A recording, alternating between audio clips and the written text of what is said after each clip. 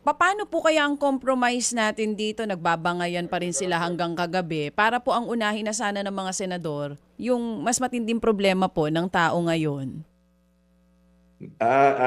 Siguro, aminin natin talagang yung impeachment lang ang iniisip ng lahat ngayon, ano? Pati na rin yung mga palitan dito sa liderato ng Senado, doon nila kinakabit, no?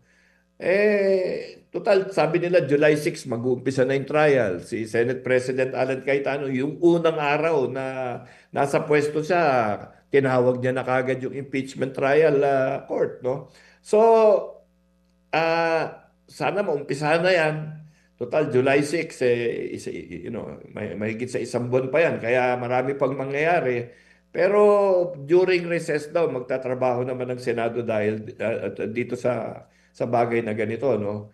So, mas maaga malutas yan, mas maaga matapos lahat yan. Siguro mas kakalma yung tao.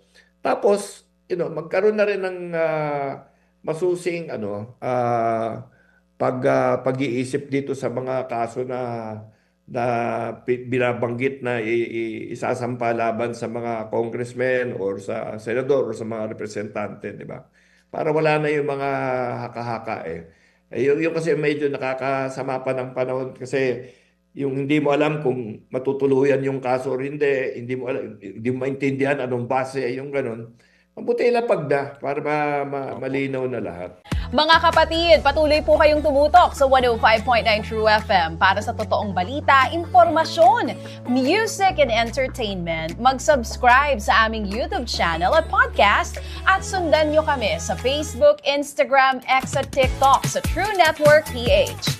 Bisitahin din po ang aming official website, truefm.ph.